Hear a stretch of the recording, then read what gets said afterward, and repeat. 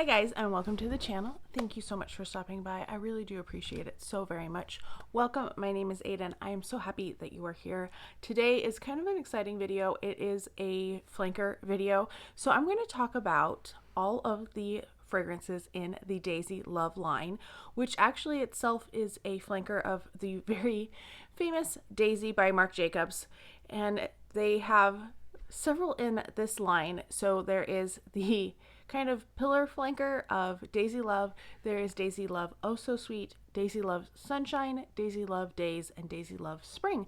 I'm going to talk about all of them. I have every single one of them. So let me tell you about them. I've just rewore them all this week so that I could kind of refresh myself on how long they last and all of that.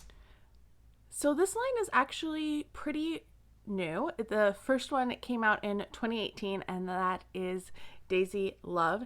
It is such a beautiful fragrance.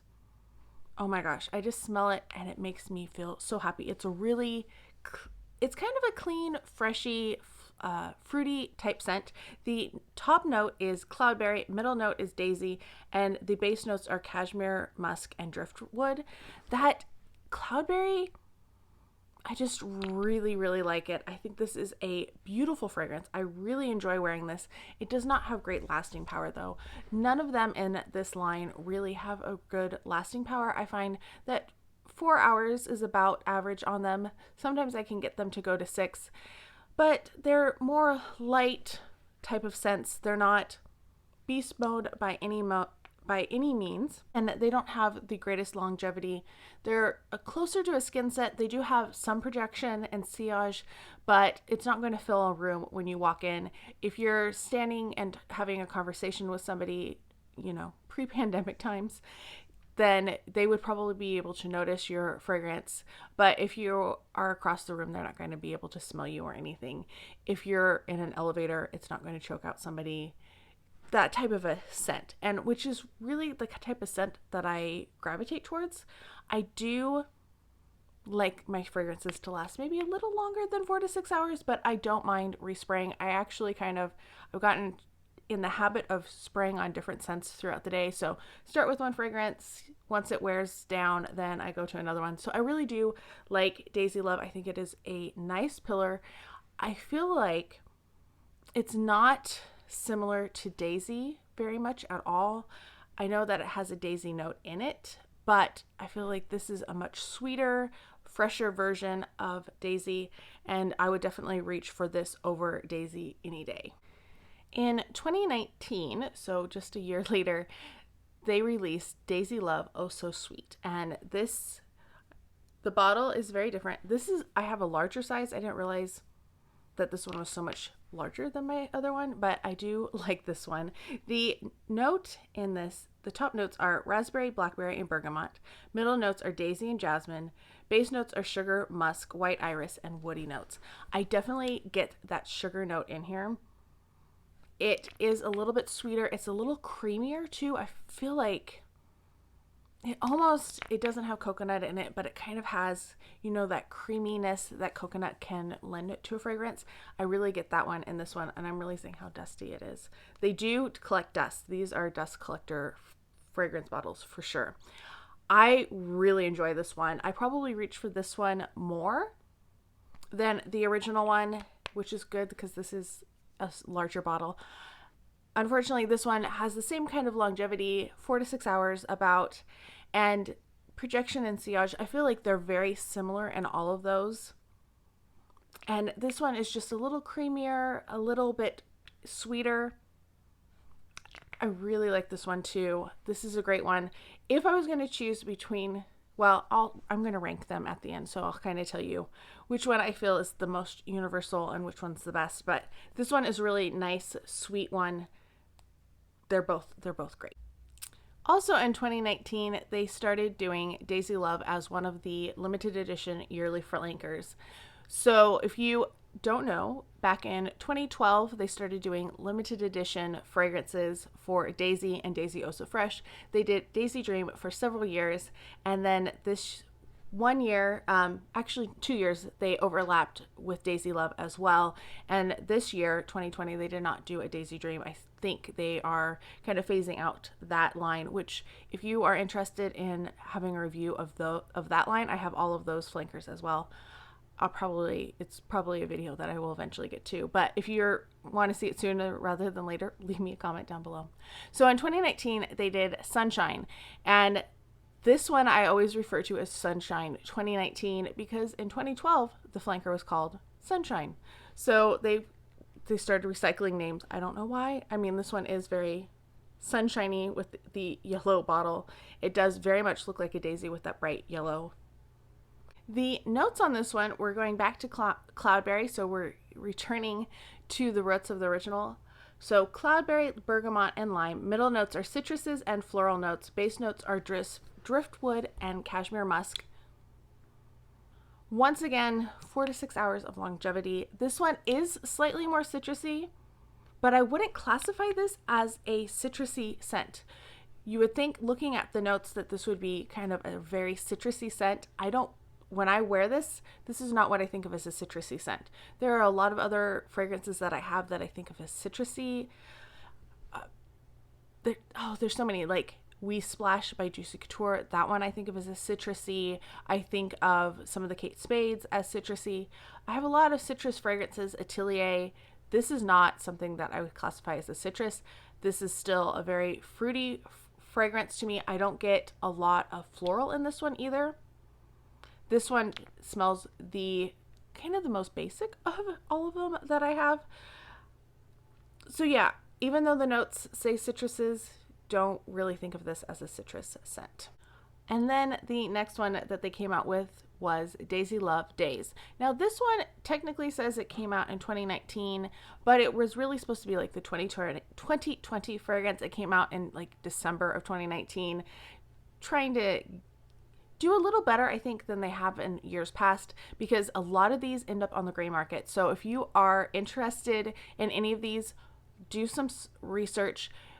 Look at FragranceNet, look at Fragrance X, look at perfume.com, look at Overstock, look at Zulily, look at TJ Maxx. You're probably going to find these for a much better deal than if you were buying them retail. You don't get the free gifts with them, and sometimes it's not guaranteed that you're going to find them, but I have seen this one showed up, I think, in like May last year. So around this time last year, this was already on discount sites. I was shocked to see it on Zulily. That's the place where I buy a lot of my fragrances. And I was very surprised, and I think they were trying to get better sales and sell out because they haven't been doing that every year with these. This one is probably my most disappointing of them all, and I'm going to read you the notes so that you can kind of tell what they are. So the top note is apricot, middle note is osmanthus, and base note is amber. This I was expecting like an apricot bomb. Very, something very rich and droopy and just delicious. I don't really get a lot of apricot from this. It smells very generic in the notes. It's kind of disappointing. I think this might be the weakest of all of them. This and Sunshine were not my favorites. I feel like they kind of reached a plateau, and they need to step up their game a little bit. So this one was, like I said, disappointing. Not that it's not a beautiful scent. It's just with those notes, I was expecting a lot, especially with that apricot, because you don't get a lot of apricot scents, and I was expecting to really smell the apricots, and I really don't smell the apricots in this, which was very disappointing. All right, we are finally to the last flanker. This is Daisy Love Spring. This one also came out in like December of 2020, but it's their 2021 fragrance for the year, and this one has some unusual notes. So once again, they only have 3 notes listed. I don't know why. I think LaBelle probably made that popular, like they're only going to give us 3 notes and kind of leave people guessing a little bit. But the top note is pink peony, the middle note is fig, and the base note is fig nectar. This one is the most unusual of the 3. This one has a greenness to it, but like not a green as in like leaves or grass type thing. green as in a green fruit. So you think about if you're looking at fruits that just before they're ripe, like green bananas kind of have that essence to me, or any fruit that's just not quite ripe but almost ripe. I get that quality with this, which is very unusual. I really do like this one. Like I said, this one is very, very unusual, different than anything else that I have in my collection. I feel like this is a really great flanker because it is so different, even though is very similar in that it's a sweet, fruity scent. It doesn't have like a lot of florals in it. Yeah, this is the one that I would recommend the most out of them. I think this one is really unusual and really nice, and I really like it. All right, I'm going to rank them. This is a little difficult because I feel like some of them, it's very close. In 5th place, so my least favorite of them, and by no means do I not like any of these. Do I feel like they're all worth $86, which is the retail price? No. And would I ever pay $86 for any of them? No. I never buy perfumes for full price. They have to be on sale. I have to have discounts or coupons or something. I never buy a flat out full price fragrance. They have to be on sale. So don't ever pay full price for anything. Get it on sale in some way.